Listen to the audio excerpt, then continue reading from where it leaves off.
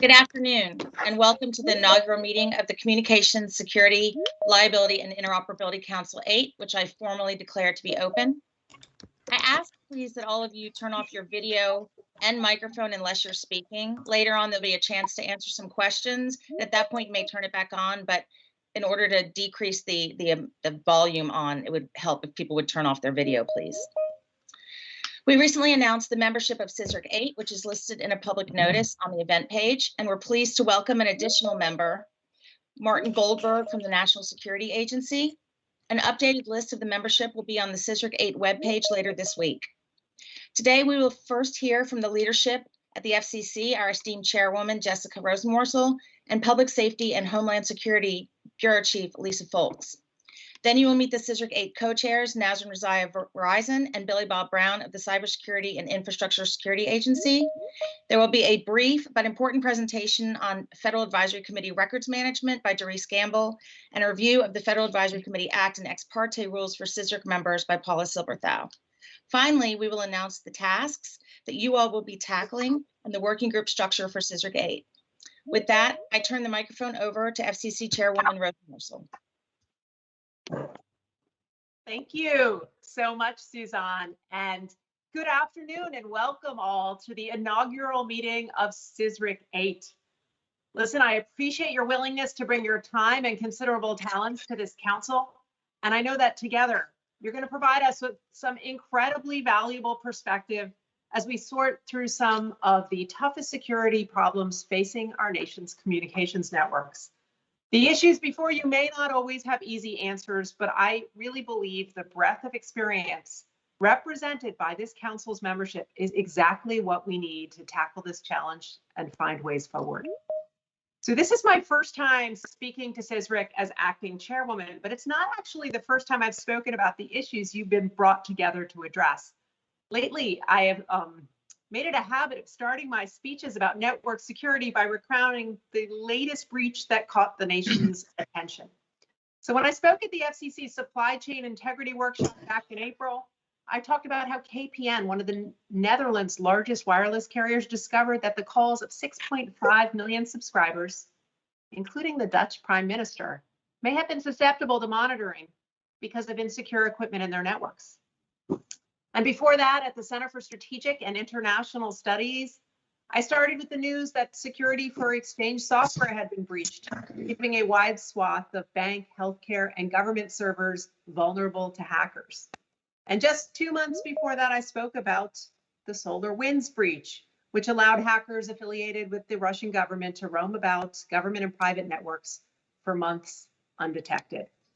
I could go on because, of course, this streak has been continuing. In fact, just yesterday, the Washington Post reported on a ransomware attack on an Iowa farming co-op. And last month, a hacker stole data on more than 50 million customers from a nationwide wireless carrier. The truth is that every day in our connected and digital life, there are too many cyber events that have the potential to harm the safety and well-being of people and businesses all across the country. And no entity is immune from this threat, whether large or small, public or private, prepared or unprepared. I know we're all thinking it, so let me just say it out loud. This needs our attention because enough is enough. Well, I think it's time to turn that resolve into action, because when it comes to network security, the threats are real, the stakes are high, and our defenses need to evolve and improve. This is especially vital as we transition to next generation 5G networks that will connect so much more in the world around us. I know that when we deploy this technology, extraordinary opportunities will follow, but only if we properly secure our networks and the communications supply chain. That's why at the FCC, we are pursuing a three-pronged strategy to help build a 5G future that is secure. There's a lot of work on that already that's underway. We're taking direct action to keep untrusted vendors out of our communications networks where they can do real harm, thanks in part to the Secure and Trusted Communications Networks Act. We're speeding up trustworthy innovation so that we can develop a market for secure 5G equipment alternatives like Open RAN. And we are collaborating across government, with industry, and with partner nations on a multifaceted strategic approach to protect our networks from all threats. Of course, that's where you come in. In this environment, rechartering CSRIC, it was a no-brainer. This council is one of the nation's most impactful cybersecurity partnerships. But we didn't want to do it same old, same old. We wanted to make it better. We wanted to make sure this CSRIC was made for the moment and well positioned to accomplish its mission. So we've made some notable improvements. So let's start with the big news. For the first time ever, CSRIC 8 will be co-chaired by the Cybersecurity and Infrastructure Security Agency, or as most of us know it, CISA. This is really important. CISA leads the coordinated national effort to enhance the security, resiliency, and reliability of our cybersecurity and communications infrastructure. And earlier this year, CISA co-authored a leading report on potential threat vectors to 5G infrastructure, which I recommend to you all if you haven't seen it already. And their partnership here will help ensure a unity of effort between those responsible for protecting our country and those who own and operate the infrastructure that is so critical for that mission. I'm really thankful for CISA for working with us to make this happen. But that's not all.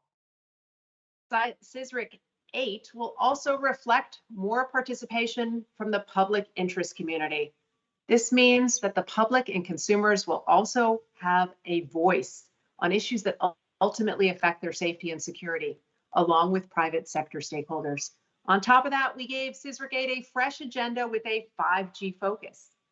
That means we have a working group to explore the security and resiliency of Open RAN. We have a working group looking more broadly at leveraging virtualization technology to enhance network security. And we have a working group looking at the technical issues involving the security of 5G signaling protocols. And of course, building on CSRIC's earlier work to remove untrusted hardware from our communications and infrastructure, and building on lessons frankly learned from the SolarWinds hack. We have a working group looking at the software side of supply chain security. And again, as they say, that's not all, because earlier this month, Hurricane Ida knocked cell sites offline in the hardest hit parts of Louisiana. So we're making sure that CSRIC 8 makes progress on the resiliency of our communications networks too. So we got a working group to look at improving 911, specifically 911 service over Wi-Fi. And we have another working group that will be looking at ways to improve wireless emergency alerts. I know that sounds like a lot, but I want to tell you right now, I'm very excited about the work you're going to do on all these issues. Think of it as a to-do list of the security challenges that we already know about. But of course, it's not enough to just keep your heads down and do the work before you, because I want the experts in this audience to keep your eyes up and be on the lookout for threats that are just around the bend. These issues are evolving fast, and it can often feel like we're playing catch up. So I'm calling on all of you to use your imagination and expertise to help us stay one step ahead of those who would do us harm. I know that this is a tall task, but looking at the talent we've assembled here, I'm confident you're up for it. So thank you again for your service to this council and our country. Now let's get to work.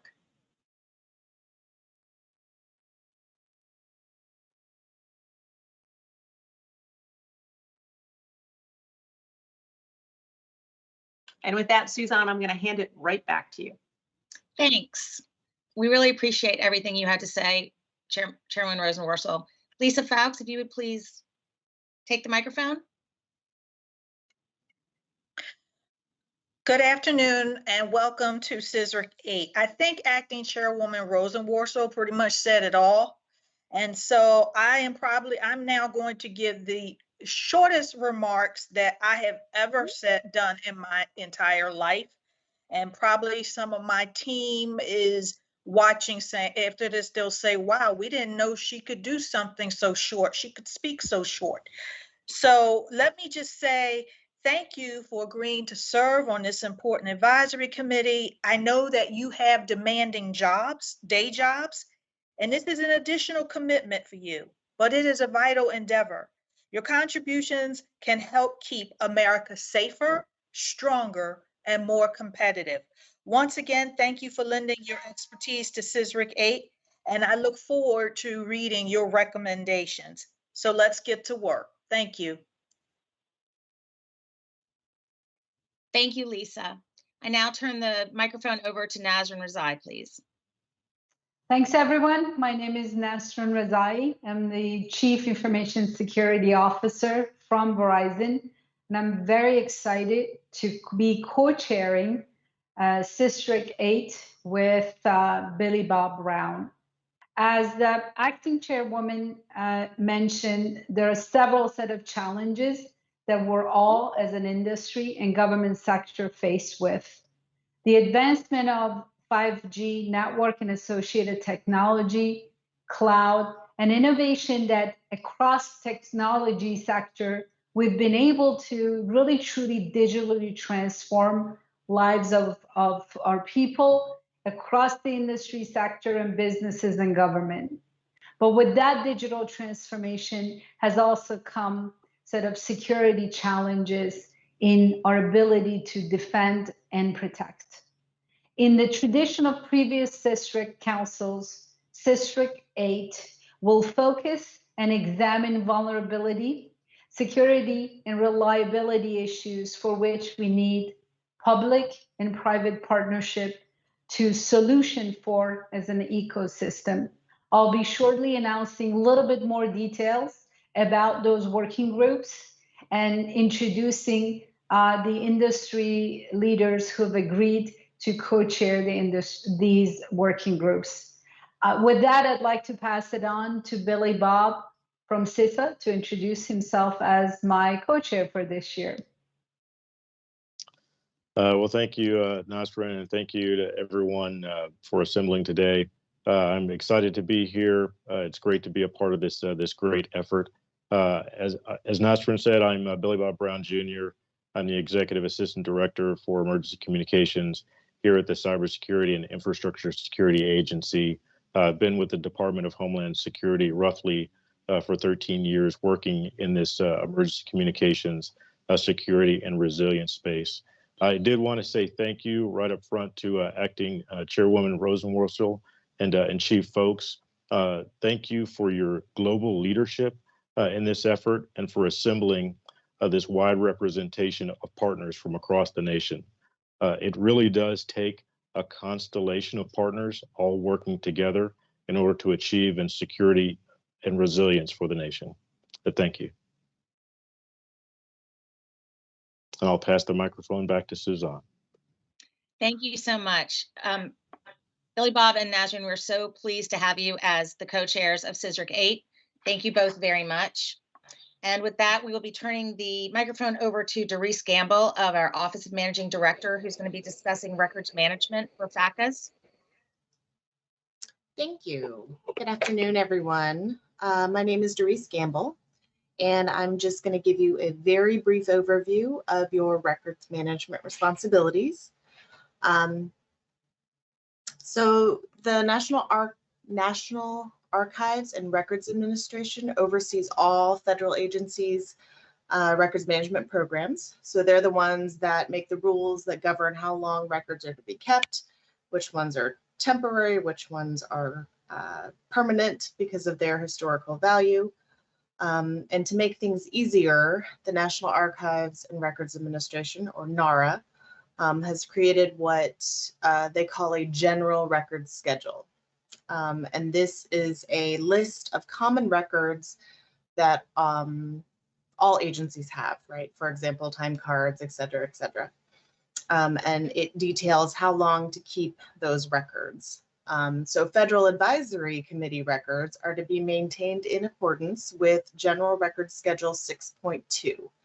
And I will share an electronic copy of this along with a checklist that outlines all the different types of documentation that are required for us to accession to the National Archives. So the disposition schedule is media neutral, meaning it applies to all records regardless of format. So it's paper, audio, visual, electronic, etc. I do want to mention that there is a deadline that NARA has to comply with this deadline of December 31st, 2022. All documentation moving forward is going to be electronic, with the exception of any of the meetings that are recorded like this one. And those will be in digital format, and those will comply with the National Archives requirements. And our awesome audio and visual department is aware of these requirements and they're ready to send those digital files to them. So basically, what does this mean to all of you? We've tried to make it really easy for DFOs and committee members to make sure that this important information that you guys are coming up with and is documented, and that we don't get in the way and make things hard for you. So every committee member should copy the DFOs on all emails pertaining to the business of the committee or its working groups. And also, if there is not already a CSRIC email inbox, I'll make sure that that one's set up for you. And we work very closely with Deborah Klein, the CMO, and she will send out a reminder each spring to review and update file plans. File plans are just, a copy of what records come out of this working group and where they're stored and located, so that, and the emails, right? So that we can capture those and make sure that we get those to the National Archives and Records Administration. If committee terminates, we'll work with, the DFOs and the CMOs to make sure that, again, all the records that are important to this working group are captured and meet all the requirements that the National Archives and Records Administration gives us. I'm hoping that sounds simple enough to you all.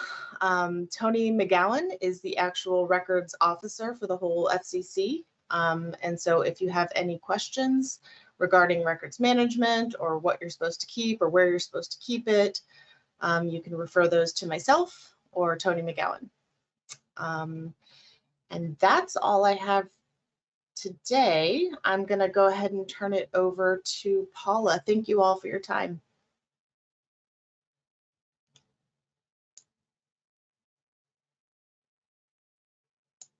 Thank you, Doris. Paula? Hi there. I am just going to give you some rules of the road that many of you are already aware of pertaining to how advisory committees function under the Federal Advisory Committee Act.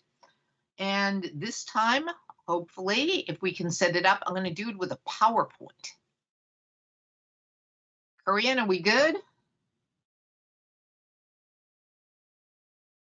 Can you see the slides?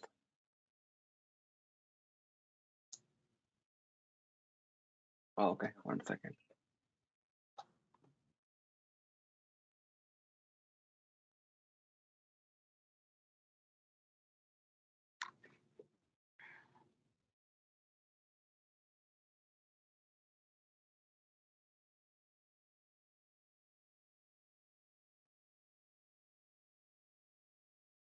There we go. So now we just need to go to the first slide.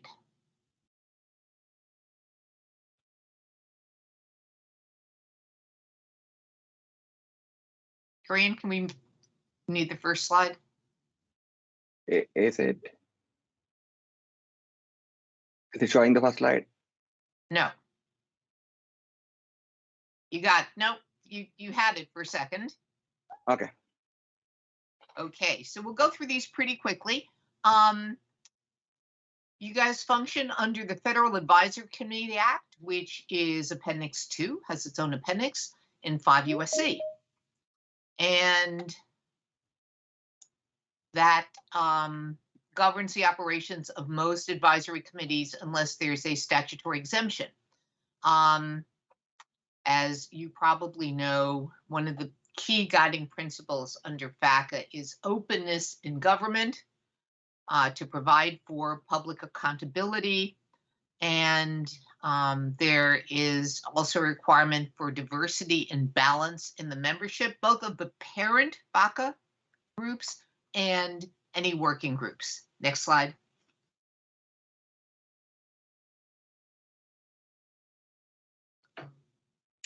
We can't just randomly have meetings that are going to be public. We actually have to put notice in the Federal Register, but we also put notices in FCC postings. We put it under the CSRIC website. Sometimes we do PNs. And this is pretty important, although it seems minor. Meetings have to include all internet-based conferences such as this, video conferences, teleconferences, and if you did a group chat on some sort of email function or some chat site, and you had a quorum of your members all talking together and debating things, that would also constitute a meeting. So please be careful not to have inadvertent meetings, because if those were done without notice, it would violate a key premise of FACA, which is you have to provide 15 days calendar notice of meetings. So no private assemblies, hopefully meet in public noticed situations. Next slide. Our meetings of the parent committee are open to the public, and written statements may be submitted by the public. In addition, depending on time limitations, the chair and the agency have the discretion to allow third parties to address the committee, usually with advance authority. Next slide. I wanted to mention, and it could come up in a technical group such as yours, that if there are materials you'll be discussing that involve classified government material, trade secrets relating to your own organization, or national security matters relating to foreign policy or to other things that could be of national significance, meetings or portions of meeting may be closed to the public, but that requires a process. So you would need to let your DFO or assistant DFO know if you think that something is coming up that for security reasons or whatever should be private, and they can bring that to the general counsel and to the chair. And there are procedures in FACA for closing portions of meetings, but it must be done in advance because it has to be noticed, have some prior notice in the Federal Register. Okay, next slide.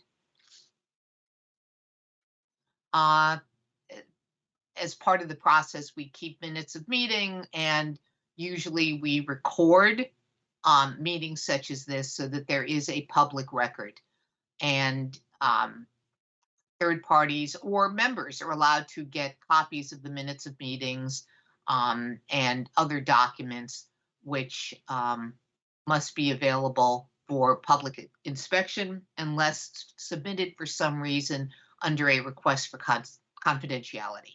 Next page. Along with that, let me just say that if you are submitting something that you feel should be kept confidential, again, let your DFO know in advance, and we can help you provide such a confidentiality request. And if something is highly confidential but needs to be viewed by your working group or by the group as a whole, we have had situations where we've had confidentiality agreements signed by members of advisory committees. Next slide. Next slide. Your chair and your vice chair, really important people, not only in their own right, but for purposes of FACA. They serve as a focal point for you. You can raise issues or questions with them. You can make suggestions to them, and they will submit these, act as a liaison to the DFO. And they often have input on informal working groups. And as you know, the chair or vice chair typically run the committee meetings. Next slide. The other very key player from the FCC side is your designated federal officer, who is Suzanne here. The DFO will call the meetings. The DFO will work with the chair and sometimes with our chairman's office to create and approve agendas. Our DFO is responsible for maintaining all committee records. And again, please note that when you have emails involving FACA business, as Doris had said earlier, the DFO should be copied on all those emails so we can comply with our record keeping requirements. Next slide. Doris already went over this. We maintain our records in accordance with a general record schedule, and it applies to all the media in which we generate records. Next slide. We can move to the next slide. Okay, informal working groups and subcommittees. Here, this is actually important because we need to make sure that working groups behave like working groups and don't inadvertently usurp the role of the parent committee, because working groups and parent committees play two different roles. So working groups can gather information informally, but not through surveys, can develop reports, can develop work plans, and basically function to develop and discuss preliminary findings, which later on will then be reported to the parent committee. Next slide. So here's the cannot. The informal working groups cannot be a de facto parent advisory committee, which means that when the working groups come up with advice and recommendations, they need to be fully reviewed by all of you on the parent committee. They cannot be rubber stamped. So they not only should be voted by the parent committee before they move to the commission, but they should be understood and they should be reviewed and so forth. Informal working groups cannot make decisions that are binding on the committee, and they should never be speaking on behalf of the full committee. And the final point here is when recommendations come out of the working group, they cannot be sent directly to the commissioners because they're only working group recommendations. The only thing that should be sent to the full commission or posted should be the final recommendations acted on by a formal vote of the full committee. Next slide. Oh, and one other thing that I meant to say that doesn't seem to make it on my slides is that working groups, being just working groups, are allowed to meet and generally do meet in private. Okay. Please don't conduct formal surveys that would render the product subject to the Paperwork Reduction Act. So if you're getting outside information, it should not be sent to more than 9 people, because otherwise we will trigger the,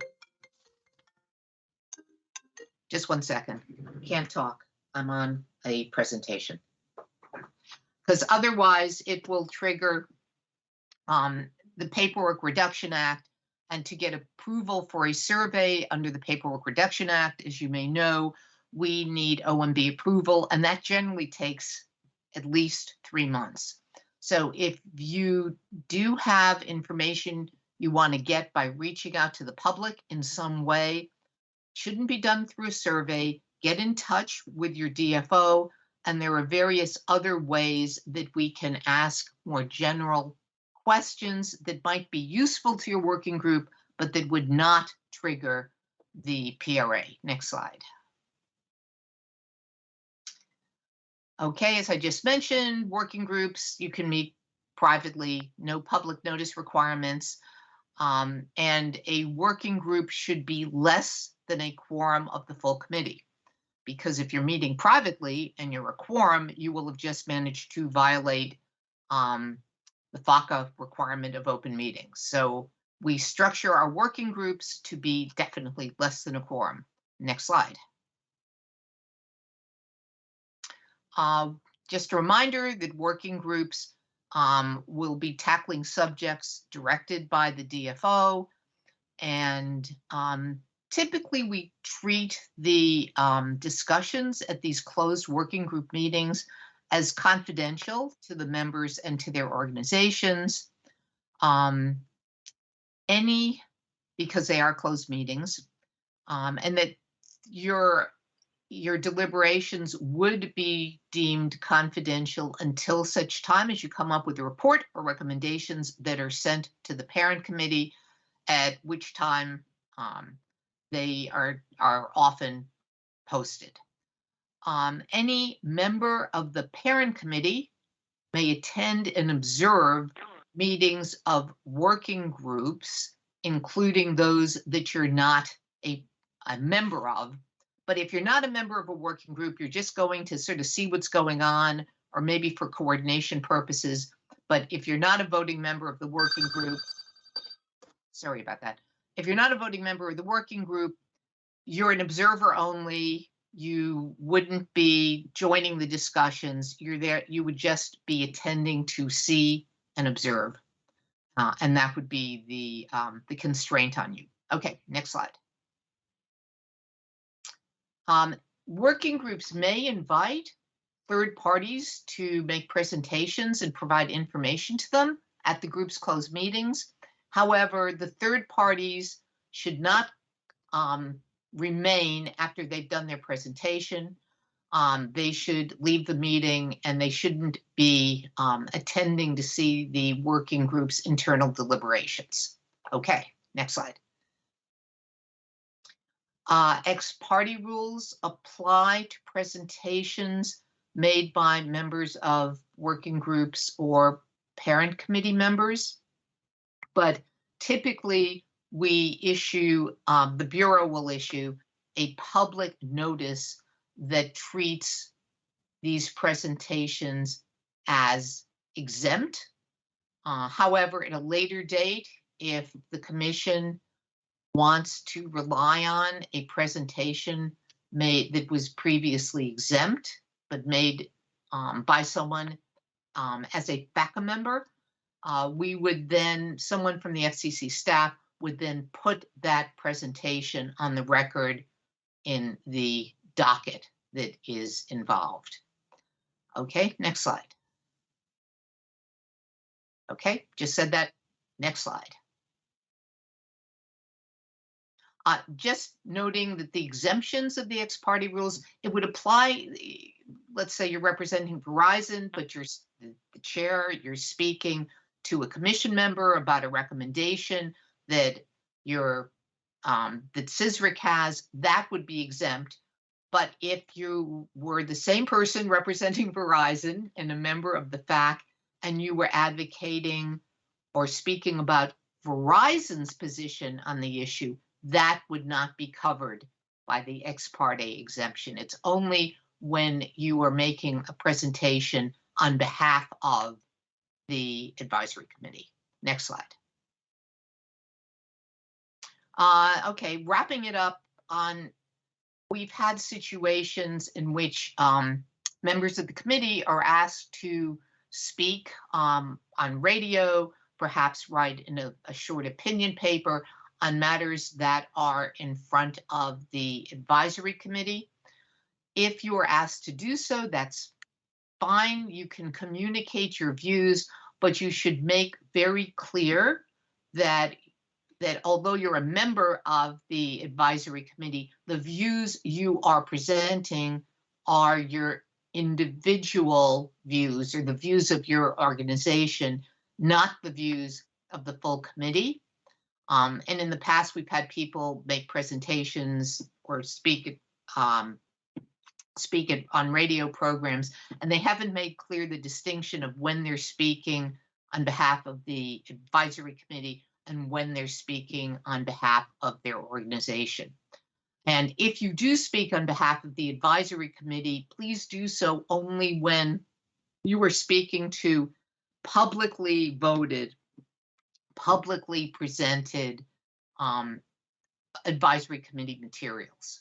So if something is pending before the advisory committee, but there's been no vote and no formal recommendation, but you're asked to speak on that issue, please clarify that those are your individual views. If it's something that the advisory committee has voted, that's fine. You can give that information out.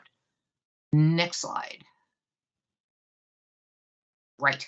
So I just covered that. That's all I have. And I don't know whether anyone has any questions about any of this. Okay, I guess we're good. Thanks very much. Thank you, Paula. We appreciate it. With that, I turn the microphone back over to Nazrin, who's going to go over what the tasks are and what the working group structures are. She discusses the tasks for each working group. Folks will have an opportunity to ask questions. If you would please use the hand raise function on Teams to so that I can see that you want to ask a question, and then I will call on folks individually. And if we could just keep that method, it would keep everything nice and orderly. Thank you. Nazrin. Very good. Starting with Working Group 1, 5G Signaling Protocol Security. This working group will be chaired by Brian Daly from AT&T and Travis Russell from Oracle, with FCC liaison Ahmed Lahjouji. The chairwoman of the FCC directs District 8 to examine and address security vulnerabilities associated with the newly adopted 5G signaling protocol, Hypertext Transfer Protocol version 2, which, like the SS7 and diameter signaling protocol considered in earlier CSRICs, is vulnerable to attacks. Researchers have discovered security issues related to the P2 protocol, which could place millions of websites at risk of attack. CSRIC 8 will confirm these vulnerabilities and identify others, assess their potential for harm, and recommend safeguards to harden 5G networks and protect critical business and consumer data from these and other cyber threats. CSRIC 8 will also provide recommendations on how to remediate the risk associated with HTTP2 and prevent them from carrying over to HTTP3, the next release of the protocol. The milestones are: report on vulnerabilities in HTTP2, September 2022, and report on best practices to mitigate vulnerabilities in both HTTP2 and 3, June of 2023. Any questions or comments from members?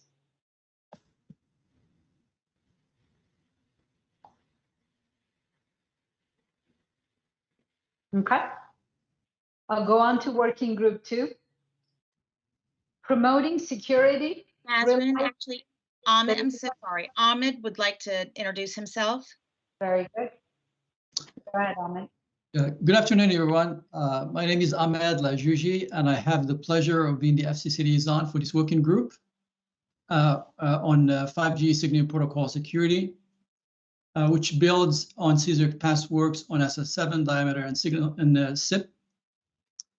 I look forward to meeting the team, and if you have any questions, please don't hesitate to reach me. Unless you have any questions for me at this point, I'd like to turn it back to Susan. Thank you, Ahmed. No problem. Welcome.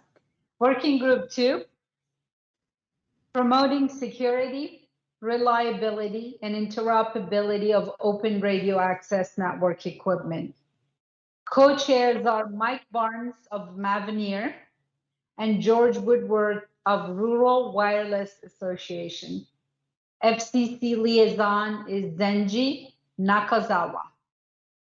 The chairwoman of the FCC directs District 8 to provide recommendations to advance security, reliability, and interoperability of open radio access network, ORAN, equipment in the United States, and what new efforts can be undertaken to support secure and interoperable ORAN design and deployment.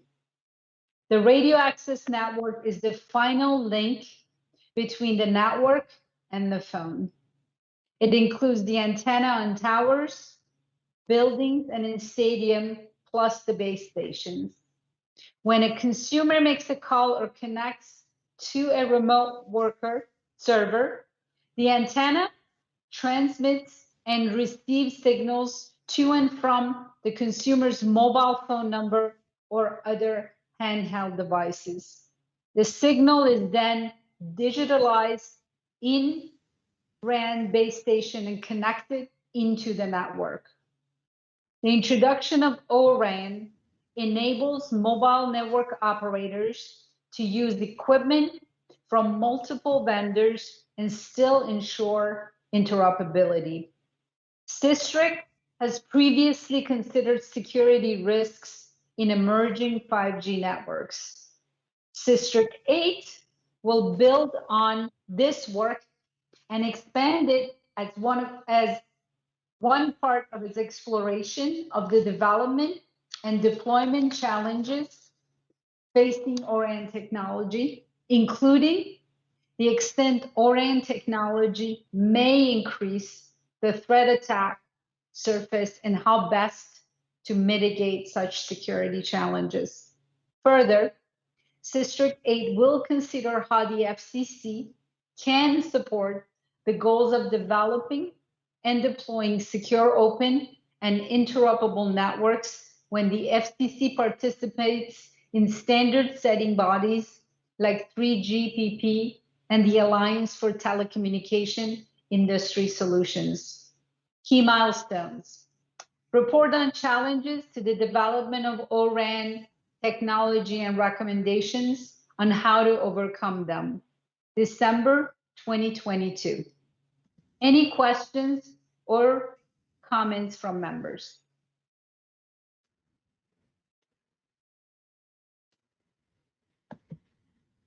Zenji, would you like to introduce yourself?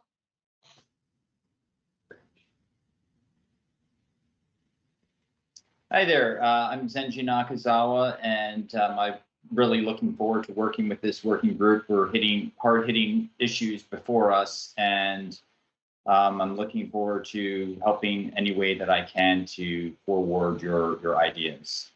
Thank you. Thanks.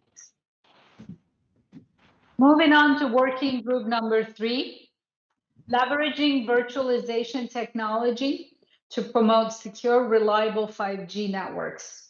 Co-chairs are Michaela Gihat from Microsoft and John Reese from Dell. FCC liaison is Jeff Goldthorpe. The chairwoman of the FCC directs District 8 to develop recommendations on how virtualization technology can be used to promote the availability of secure, reliable 5G technology and services solutions from a diverse market of 5G equipment vendors. Most 5G, sorry, any comment? Okay. Most 5G network product sets are vertically integrated and proprietary, factors that contribute to important communication supply chain risks. CSRIC 8 will develop recommendations for how vendor-agnostic horizontal stack solution for 5G can be promoted to foster a diverse, competitive, and more 5G secure environment, despite the wider attack surface presented. These recommendations should address ways to provide opportunities for smaller vendors that cannot yet manufacture all parts of a vertically integrated traditional 5G stack. In its first report on this subject, CSRIC 8 will include recommendation on ways in which funds can be made available to promote virtualized environments that result in improved 5G security and reliability. Recommendations on ways to promote and overcome obstacles to the availability of virtualized central units and virtualized distributed units to increase 5G vendor diversity. Best practices for reliability and interoperability that should be used by small businesses that contract or outsource as part of a multi-vendor 5G implementation, and other ways to promote a diverse 5G environment to improve 5G security and reliability.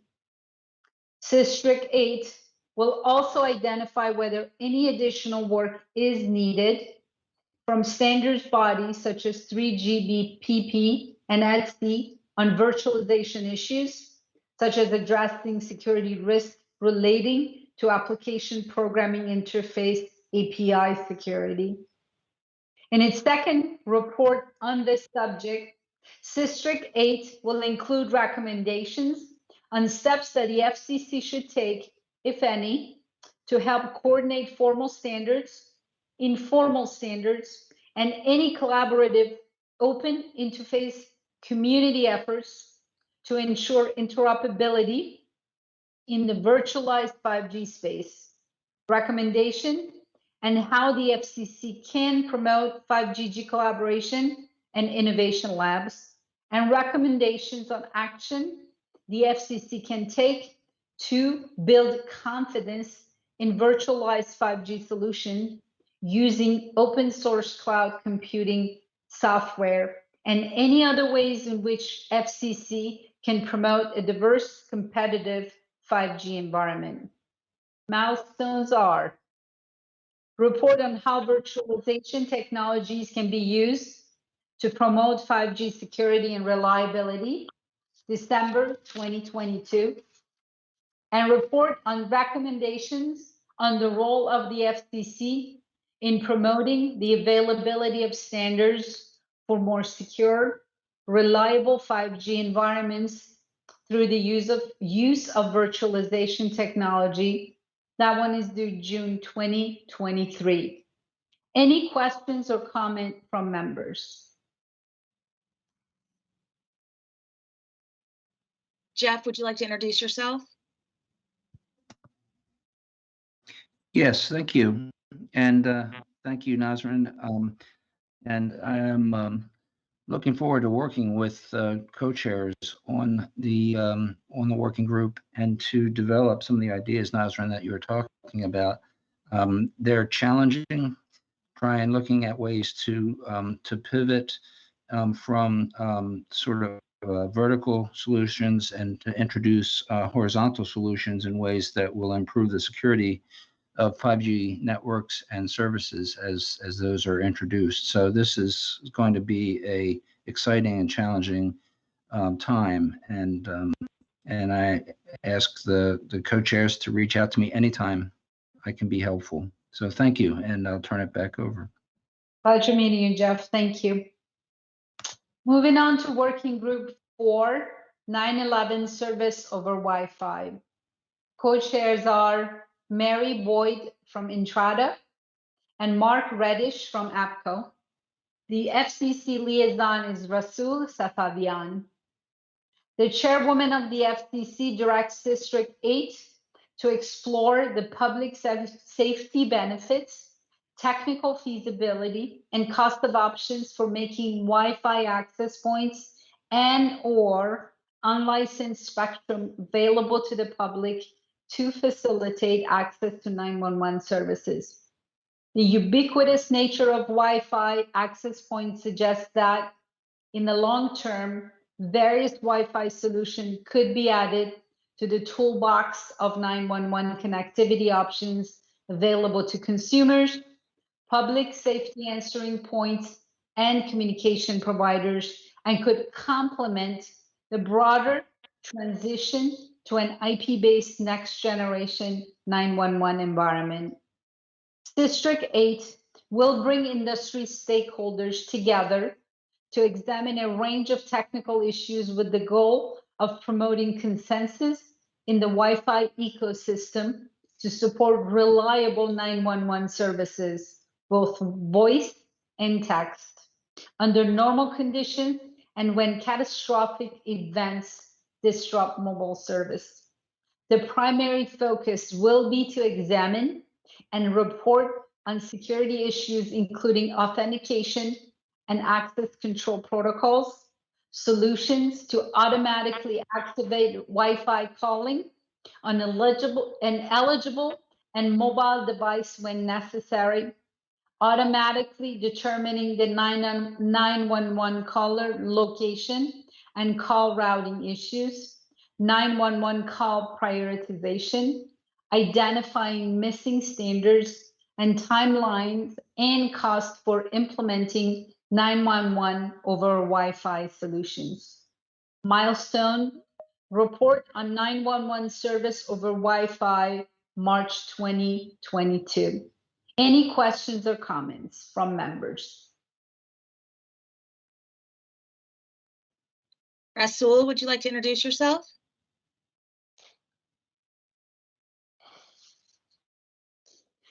Rasul Safavian. I'm the FCC liaison for the working group for 911 service over Wi-Fi. I look forward to working with the members and the co-chairs, and I look forward to a very successful and productive CSRIC. Thank you and have a great day. Thanks, Rasul. There's one more question.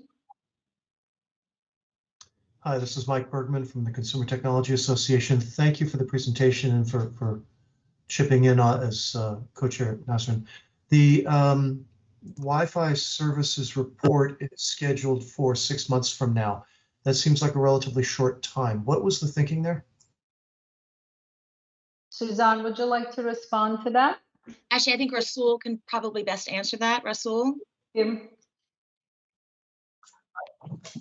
Susan, I think the report is actually, the final report is in March of 2023, not 6 months from now.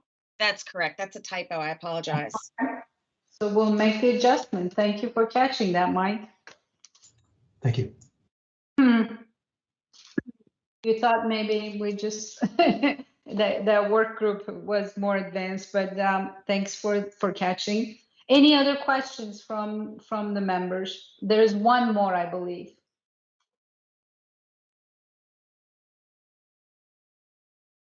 Madam Co-Chair Mary Boyd with Entrado. I just want to say thank you for the clarification. I did have a little bit of heart palpitation, so thank y'all for that. Very good, Mary. All right, moving on to Working Group 5. This one is managing software and cloud services supply chain security for communications infrastructure. We have one chair for this one, that's Ritwik Jana from VMware, with FCC liaison Saswat Misra. The chairwoman of the FCC directs CSRIC 8 to review risks to service provider operations from attacks in service provider software and cloud services stack and develop mitigation strategies for these vulnerabilities. In order to improve supply chain security in the communication industry, the FCC has barred the use of universal service fund support to pay for equipment and services produced or provided by any company posing a national security threat to the integrity of communication networks or the communication supply chain. And the FCC will be reimbursing providers to remove, replace, and dispose of insecure equipment and services. Additionally, prior CSRIC work, such as CSRIC 4 report on cybersecurity risk management and best practices of March 2015, and the CSRIC 2 report on cybersecurity best practices of March 2011, focused on attacks that mostly affect traffic on the network or attacks on users through the network. However, recent breaches of trusted vendors or of software have exposed risks in other segments of the supply chain that have resulted in previously trusted systems becoming compromised. Specifically, attackers have inserted malware into signed code with valid but compromised digital certificates. These recent breaches have highlighted that the threat is pervasive and extends well beyond telecommunication networks itself to software components and cloud-based services that service providers rely on to manage and operate their networks. Attacks on these operational networks could have a significant impact on emergency 911 calls and national security communications. The FCC further directs CSRIC VIII to recommend best practices to mitigate the risks for each vulnerability it identifies, considering the matrix of capabilities of large and small service providers, large and small software vendors, and large and small cloud service providers. Milestone. First one is report on recommended best practices to improve communication supply chain security. That's, I'm assuming again, September 2023 to be validated. Report on recommended best practices to improve supply chain security of infrastructure and network management system, June of 2023. Any questions or comments? Saswat, would you like to introduce yourself? Sure. My name is Saswat Misra, the FCC liaison for Working Group 5. I look forward to working with you all on these challenges in the coming months. Feel free to contact me whenever I can be useful. Thank you. Thank you, Saswat. Any other questions or comments? Okay. Going on to Working Group 6. Leveraging mobile device applications and firmware to enhance wireless emergency alerts. Co-chairs are Farouk Khatibi from Qualcomm and Francisco Sanchez from Harris County Office of Homeland Security Emergency Management. FCC liaison is James Wiley, who I understand is not unfortunately here today. The chairwoman I'm here, Nazrin. Oh, you are? Very good. So thank you for that. The chairwoman of the FCC directs CSRIC VIII to identify the software or functional requirements necessary to allow wireless emergency alerts, WEA software, to pull capabilities from other mobile device application and firmware to enhance the presentation of WEA alert messages. When WEA launched, mobile device manufacturers, in collaboration with commercial mobile service providers that participate in WEA, created specific programming procedures and rules for allowing their WEA applications to access and retrieve WEA messages. These programming procedures and rules are not available to third-party developers and do not currently allow the WEA software to interface with other mobile device functionality. This policy protects consumer privacy and the integrity of WEA messages, but also prevents WEA from leveraging many mobile device capabilities that could make WEA presentation of emergency information to the public more effective.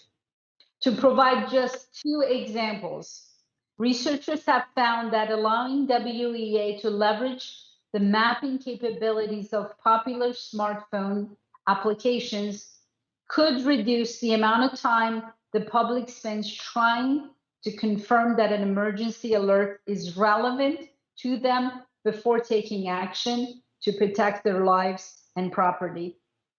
Mobile devices are often contain a suite of accessibility features that, if leveraged in the WEA context, could make emergency information that WEA messages contain more accessible to individuals with access and functional needs.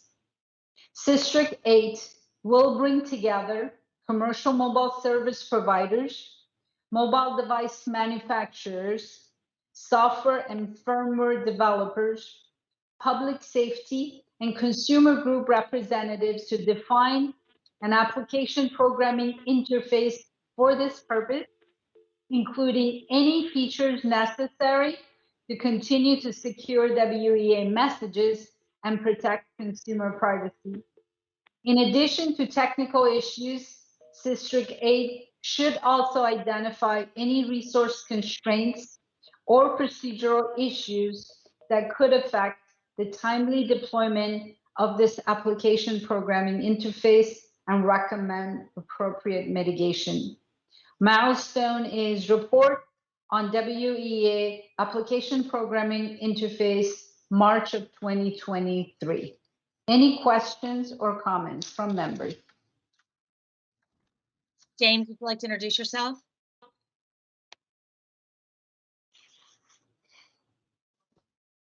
Hi, everyone. My name is James Wiley. I'm an attorney advisor in the Cybersecurity Communications and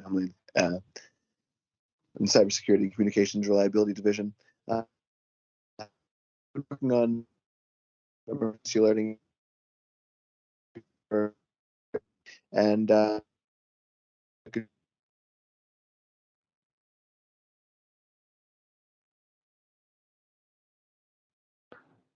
Looks like we're having connectivity issues, Suzanne, or maybe it's just me with James. No, James, can you hear us? We're having a hard time hearing yes, you. I can. We Oh, lose. really? I apologize. Can you try that again, I'll introduce myself again. Sure. Please. Yeah, my name is James Wiley. I'm an attorney advisor in the Cybersecurity and Communications Reliability Division. I've been working on emergency alerting issues for the last 7 or 8 years, and I really look forward to contributing to the work of this working group. Thank you, James. With that, Suzanne, I'll pass it on to you. I think we covered all the working group and critical milestone and deadlines. Yes, so that brings us to an end of the working group tasks. And thank you very much, Nazrin. That was fantastic. Thank you to all the liaisons for introducing yourselves. We'll be in touch to each of the members about your working group assignments. We ask that all members who are not serving as chairs for the working groups serve on 2 of the working groups. And we'll have a conversation. We may make some suggestions and you can tell us what you prefer to be on. It'll be a conversation. And then also look for a public notice in the next week or so, asking for nominations for working group membership. We would appreciate it if you would encourage your colleagues and other experts in the areas that are being reviewed to apply to submit nominations. And I would also like to quickly introduce Kurian Jacob, who is the Deputy DFO for CSRIC. Kurian? Hi, good afternoon, everyone. First of all, I want to thank you for joining this CSRIC. I really look forward to working with you for another productive CSRIC chapter. Thank you. Thank you, Kurian. With that, I formally close this meeting of CSRIC 8. Thank you all for participating, and we look forward to working with you. Thank you. Bye-bye.